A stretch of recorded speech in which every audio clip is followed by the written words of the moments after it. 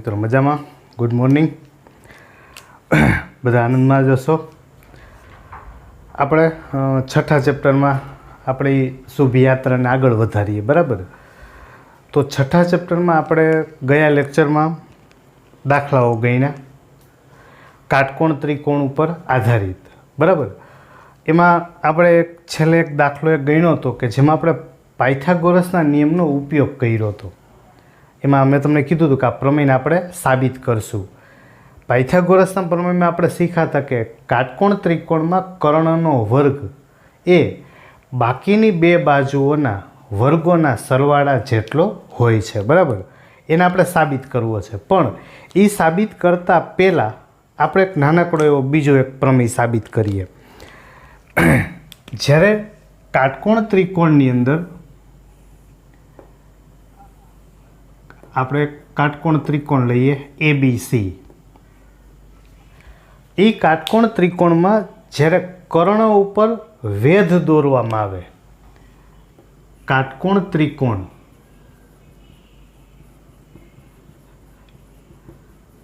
બરાબર, કાટકોણ ત્રિકોણમાં કર્ણ પર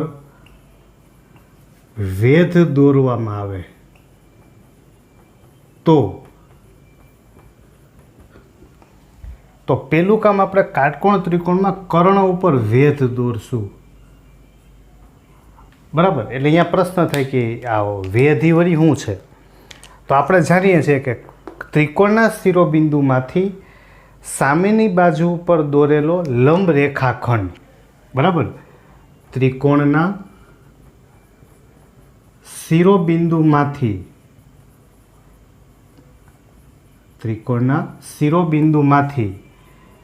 સામેની બાજુ પર દોરેલ લંબ રેખાખંડ, એ લંબ રેખાખંડને આપણે શું કહીએ છીએ? તો કે વેધ. તો આપણે બી બિંદુમાંથી એસી બાજુ ઉપર લંબ દોર્યો એટલે વેધ બનાવ્યો. તો કાટકોણ ત્રિકોણમાં કર્ણ ઉપર વેધ દોરવામાં આવે તો વેધથી બનતા બંને ત્રિકોણ, તમે વેધ દોર્યો એટલે બે ત્રિકોણ થયા આપણી પાસે. એક ત્રિકોણ આ ઉપરનો ત્રિકોણ બન્યો, આ પહેલો ત્રિકોણ, બરાબર? અને આ બીજો ત્રિકોણ, આ બે ત્રિકોણ બન્યા. આ બંને ત્રિકોણો પરસ્પર સમરૂપ હોય છે. કાટકોણ ત્રિકોણમાં કર્ણ ઉપર વેધ દોરવામાં આવે તો વેધથી બનતા બંને ત્રિકોણો પરસ્પર સમરૂપ હોય છે, અને તે બંને મૂળ ત્રિકોણ એટલે કે ABC, મૂળ ત્રિકોણને પણ સમરૂપ હોય, બરાબર? આવું આપણે એક વિધાન લીધું છે. હવે એના માટે આપણે પેલા પક્ષ લખીએ. તો કાટકોણ ત્રિકોણમાં કર્ણ પર વેધ દોરવામાં આવે તો ત્રિકોણ ABCમાં ખૂણો B એ કાટખૂણો છે, બરાબર? અને BD એ AC પરનો વેધ છે. ત્રિકોણ ABCમાં B કાટખૂણો છે અને BD છે, BD એ કર્ણ AC ઉપરનો વેધ છે. હવે આપણે એવું સાબિત કરવું છે કે વેધથી બનતા બંને ત્રિકોણો પરસ્પર સમરૂપ હોય છે. વેધથી બનતા બંને ત્રિકોણો એટલે પેલો ત્રિકોણ ઉપરની વાત કરું તો ત્રિકોણ ADB સમરૂપ. નીચેનો ત્રિકોણ આપણે લેશું તો ત્રિકોણ BDC, બરાબર? ત્રિકોણ ADB સમરૂપ ત્રિકોણ BDC. પછી એ બંને મૂળ ત્રિકોણને પણ સમરૂપ થાય. તમે ઉપરનો ત્રિકોણ લીધો હોય ADB, મૂળ ત્રિકોણ છે આપણી પાસે ABC, નીચેનો ત્રિકોણ એટલે કે બીજો ત્રિકોણ ત્રિકોણ BDC સમરૂપ મૂળ ત્રિકોણ કયો થશે? ABC. બરાબર. તમને જાણકારી પૂરતું કહી દઉં કે આની સાબિતી ટેક્સ્ટ બુકમાં નથી. આની સાબિતી છે જે આપણે શીખીએ છીએ ટેક્સ્ટ બુકમાં નથી. બરાબર. પણ એના પછીનું જે પ્રમેય છે પાયથાગોરસનો પ્રમેય સાબિત કરવો હોય તો આ આવડવું જરૂરી છે. એટલે સાબિતી આપણે પરીક્ષામાં પૂછાય કે ના પૂછાય એની અગત્યતા નથી, પણ સાબિતી શીખવી જરૂરી છે. તમને ઘણા લોકો એવું કહે કે ભાઈ આની સાબિતી તો ટેક્સ્ટ બુકમાં છે જ નહીં, તો કાંઈ વાંધો નહીં, પણ આપણે શીખવાની. ઓકે. તો આપણે ઉપરનો ત્રિકોણ લીધો ADB, ઉપરનો ત્રિકોણ, અને નીચેનો ત્રિકોણ BDC. પછી આપણે ઉપરનો ત્રિકોણ ADB, મૂળ ત્રિકોણ ABC, ત્રિકોણ BDC અને મૂળ ત્રિકોણ કયો થશે? ABC. બરાબર. હવે આને આપણે સાબિત કરીએ. તો સાબિતીમાં કંઈ છે નહીં, આ તો આપેલું છે એટલે આપણે સાબિત કરી દઈએ. બરાબર. તો ત્રિકોણ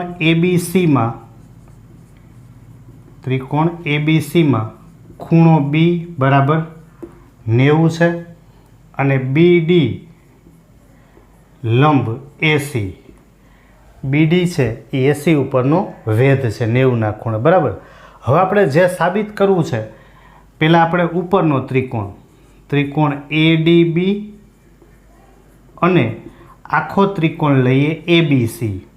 બરાબર. આપણે એક સાથે બેયને સાબિત કરી દઈશું. બીજું નીચેનો ત્રિકોણ એટલે કે બીજો ત્રિકોણ BDC અને મૂળ ત્રિકોણ એટલે કે ABC. બરાબર. આપણે આ બે જે સાબિત કરવું છે એ જ લઈને આપણે જઈએ છીએ. જોજો, અતિશય સહેલું છે. ઉપરનો ત્રિકોણ એટલે કે ADB, મૂળ ત્રિકોણ ABC, બીજો ત્રિકોણ લીધો ત્રિકોણ BDC અને આખો ત્રિકોણ કયો છે તો કે ABC. હવે એમાં આપણે જોઈએ ને બે ત્રિકોણમાં તો જોજો જરાક ધ્યાનથી. ત્રિકોણ ADB લઈએ આપણે, ADB, તો એમાં જો D કાટખૂણો છે, આ D છે એ કાટખૂણો છે.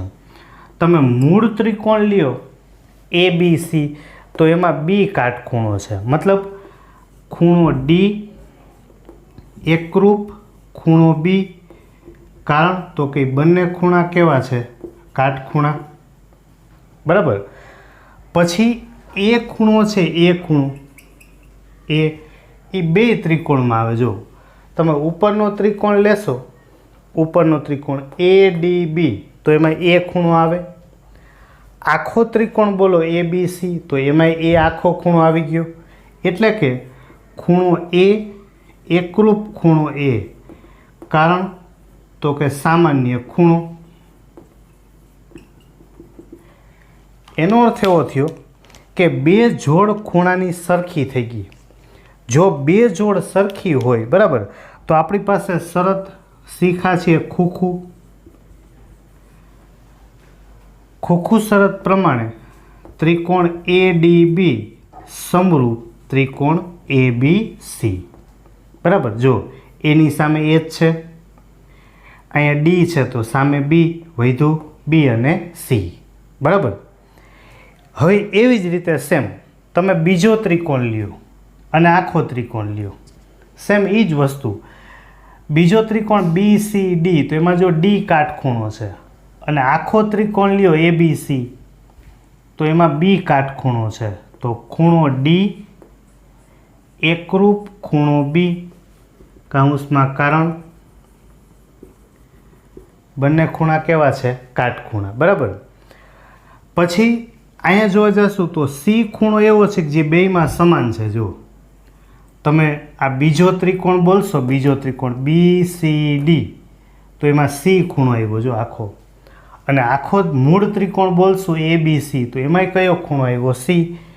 તો ખૂણો C એકરૂપ ખૂણો C. કારણ તો કે સામાન્ય ખૂણો. બરાબર. તો બે ખૂણા સરખા થઈ જાય તો આપણી પાસે શરત છે ખોખું શરત પ્રમાણે ત્રિકોણ BDC સમરૂપ થશે ત્રિકોણ ABC. બરાબર, એટલે કે આપણે બીજું ને ત્રીજું સાબિત થઈ ગયા. કાંઈ એટલે કાંઈ નથી, અતિશય સહેલું સહેલું હાવ હેલીનું. પેલું તો કે બેયમાં એક એક કાટખૂણા છે, એક એક ખૂણો સરખો છે, એટલે ખૂખું શરત પ્રમાણે સરખા થયા. બરાબર. તમે નીચેનો ત્રિકોણ આખો ત્રિકોણ લ્યો તો એમાં એ જ છે, એક એક ખૂણો બેયમાં કાટખૂણો છે. જોજો આ બી આખો ખૂણો, આ ABCની વાત કરીએ જ. ઘણા એમ કે અહીંથી તો ભાગ પડી ગયા. અરે ભાગ નથી પડ્યા, આખો ત્રિકોણ લીધો છે. ભૂરા જો ABC છે તો બી આખો ખૂણો છે ABC. તો ડી એકરૂપ બી, કારણ તો કે કાટખૂણા. સી એકરૂપ સી ખૂણો બેયમાં સરખો છે, સામાન્ય ખૂણો, એટલે ખૂખું શરત પ્રમાણે બે ત્રિકોણ થઈ ગયા સમરૂપ. બરાબર. હવે પેલું તો કે એ તો એમને સાબિત થઈ જાય. જો આપણી પાસે ત્રિકોણ ADB છે, એ સમરૂપ છે ત્રિકોણ ABC, અને ત્રિકોણ BDC સમરૂપ છે ABC. તો બેયની જમણી બાજુ સરખી છે. જો બરાબર, જો બેયની જમણી બાજુ સરખી હોય તો ડાબી બાજુ કેવી થાય? સરખી. બરાબર. એટલે 1 અને 2 પરથી પરિણામ 1 અને 2 પરથી ત્રિકોણ ADB સમરૂપ ત્રિકોણ BDC થઈ ગયું. તો આપણે આમાંથી એટલું ધ્યાન રાખશું કે જો કાટકોણ ત્રિકોણમાં કર્ણ ઉપર વેધ દોરો તો આપણી પાસે 3 સુવિધા છે જે આપણે સાબિત કરી દીધી. એક, નાના બે ત્રિકોણ સમરૂપ હોય. બીજું, બે નાના ત્રિકોણ મૂળ ત્રિકોણને પણ સમરૂપ થાય. બરાબર. તો હવે આનો ઉપયોગ કરી, આ 3 આપણે સાબિત કર્યું, એનો ઉપયોગ કરી અને આપણે હવે જઈએ કાટકોણ ત્રિકોણમાં. કાટકોણ ત્રિકોણમાં આપણે સાબિત કરીએ પાયથાગોરસ. બરાબર. તો એમાં આપણે આકૃતિ છે એ આને જ રાખશું, એમાં કંઈ બદલાવાની જરૂર નથી. હવે પાયથાગોરસનો પ્રમેય છે. બરાબર. જે આપણે 9મા ધોરણમાં પણ તમે શીખ્યા હોય છો. બરાબર. હવે આપણે એને 10મામાં પાછું સાબિત કરીએ, અને એ પ્રમેય મોસ્ટ IMP છે. તો આપણા માટે એ પ્રમેય થશે ત્રીજો. બરાબર. પહેલો પ્રમેય આપણે શીખ્યા સમપ્રમાણતાનું મૂળભૂત પ્રમેય. બીજો પ્રમેય શીખ્યા કે બે સમરૂપ ત્રિકોણોના ક્ષેત્રફળ તેમની અનુરૂપ બાજુના વર્ગના સમપ્રમાણમાં હોય. બરાબર. એક ધ્યાન રાખવાનું, રોજ એક પ્રમેય લખતું જવાનું. આજે પહેલો લખ્યો, કાલ બીજો લખો. બરાબર. પછી પરમ દિવસે તો કે પાછો પહેલો લખો, અથવા હવે આપણી પાસે ત્રીજો પ્રમેય થઈ જશે. રોજ એકાતરા રોજ એક એક પ્રમેય લખતું જવાનું, નતર ભૂલાતા વાર નહીં લાગે. બરાબર. પ્રમેય નંબર 3. પાછી એક વાત વચ્ચે યાદ આવી કે વારંવાર તમને લખવાનું એટલે કહું છું કે સતત પ્રેક્ટિસ થાય ને મિત્રો તો જ આવડવાનું છે. પ્રેક્ટિસ વગર નકામું છે. બરાબર. જો પ્રેક્ટિસ નહીં કરીએ તો સ્વાભાવિક વાત છે કે ગણિત ન આવડે. તમને એક નાનકડી એક વાત કહું. ઈસવીસન 2007ની એક વાત છે. 2007માં 2007ની અંદર છે ને ઇન્ડિયા અને ઓસ્ટ્રેલિયા, બરાબર, એ બે વચ્ચે મેચ હતો, ઇન્ડિયા અને ઓસ્ટ્રેલિયા વચ્ચે. હવે ત્યારે ઓસ્ટ્રેલિયાનો એક બોલર બ્રેન્ડ હોગ, એ બ્રેડોગ નામના જે બોલર હતો એણે સચિન તેંડુલકરને બોલ્ડ કર્યો. બરાબર. 2007ની વાત કરું છું. બ્રેડોગ નામના બોલરે સચિન તેંડુલકરને બોલ્ડ કર્યો. એટલે બ્રેડ હોગ છે એની કોઈ ખુશીનો પાર નહોતો કે મેં સચિન તેંડુલકરને બોલ્ડ માર્યો. એટલે એટલો બધો ઉત્સાહમાં આવી ગયો, બહુ રાજી થઈ ગયો. એ છે ને બોલ લઈ અને સચિન પાસે ગયો. બરાબર. સચિનને જઈને એને એમ કીધું કે મને તમે આ બોલ ઉપર ઓટોગ્રાફ આપો. એ કે મેં કે બહુ મહાન સિદ્ધિ મેળવી એવું એ ફીલ કરવા માંડ્યો એમ. એટલે સચિન તેંડુલકરે છે ને એ બોલ ઉપર એક સેન્ટેન્સ લખી દીધું, એક વાક્ય લખ્યું. મસ્તીનું. એને વાક્ય એવું લખ્યું કે ये दिन तुम्हारी ज़िंदगी में कभी दोबारा नहीं आएगा. ये दिन तुम्हारी ज़िंदगी में दोबारा कभी नहीं आएगा.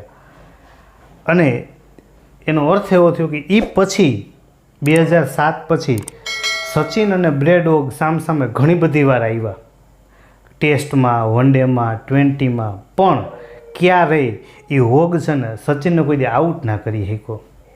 એની પાછળનું એકમાત્ર રીઝન હતું, ધેટ્સ પ્રેક્ટિસ. પ્રેક્ટિસ વગર છે ને એ કદાચ સચિન હોય કે કોઈ પણ હોય, બરાબર, જેટલી ભયંકર પ્રેક્ટિસ એટલા આપણે પ્રારબ્ધમાં આગળ વધી શકીએ. એમ આ વાત કરતા હતા આપણે ગણિતની, કે પ્રમેયને લખવાની જો પ્રેક્ટિસ નહીં કરીએ તો ભૂલાતું જાહે. અને હોશિયારથી માંડી કોઈ પણ નબળા માંડી પ્રમેયના માર્ક પરીક્ષામાં પૂરા લેવા પડે, બરાબર. 5 માર્કનું એક પ્રમેય, 4 પ્રમેયમાંથી એક પ્રમેય હોય જ, બરાબર. તો આપણે આપણો ત્રીજો પ્રમેય સાબિત કરીએ. એ પ્રમેયનું નામ છે પાયથાગોરસ. તો પરીક્ષામાં એમ જ પૂછે છે કે પાયથાગોરસનું પ્રમેય લખો અને સાબિત કરો. પાયથાગોરસનું પ્રમેય લખો અને સાબિત કરો. આપણે વિધાને લખવું પડે કે કાટકોણ ત્રિકોણમાં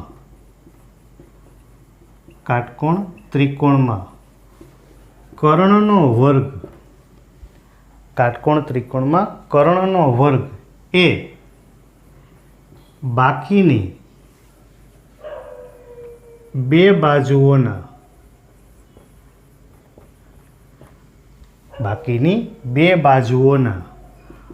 વર્ગોના સરવાળા જેટલો થાય,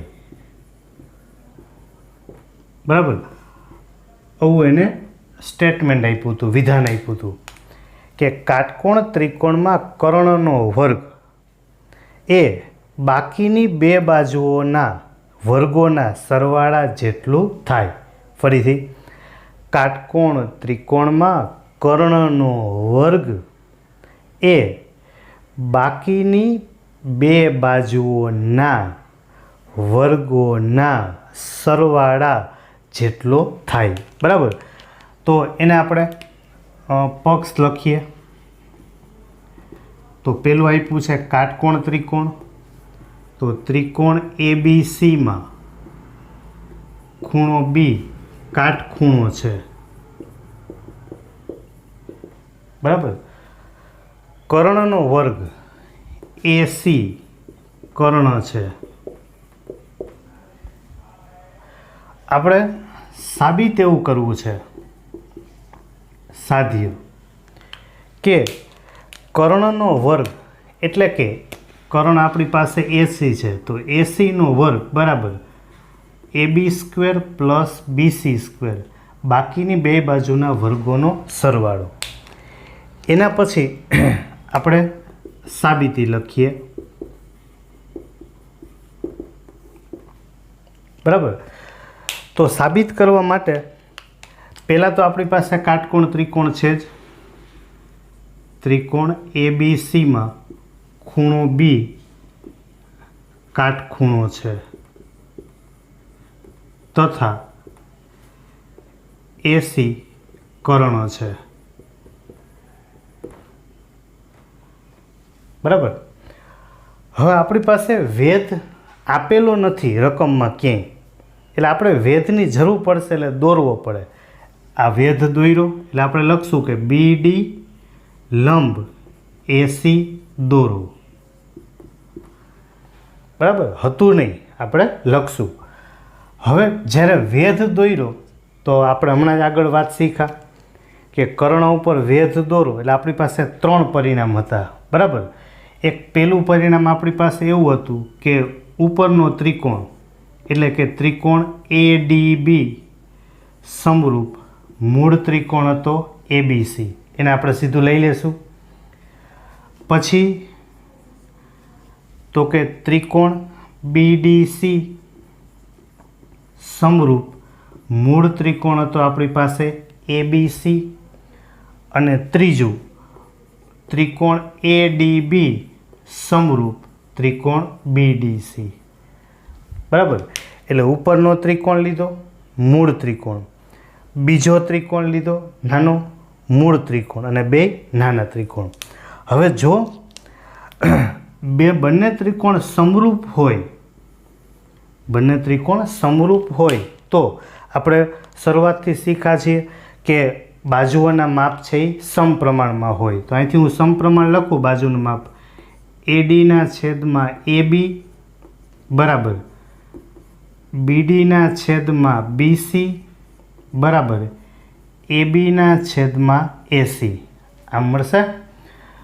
પછી BDના છેદમાં AB બરાબર DCના છેદમાં BC બરાબર BCના છેદમાં AC. બાજુના માપ સમપ્રમાણમાં. એવી રીતે આમાં લખશું તો ADના છેદમાં BD બરાબર BDના છેદમાં CD બરાબર ABના છેદમાં BC. થઈ ગયું. હવે તો કે આમાંથી આપણે જોવા જશું ત્રિકોણ સમરૂપ હતા એટલે બાજુના માપ કેવા હોય? સમપ્રમાણમાં. બરાબર.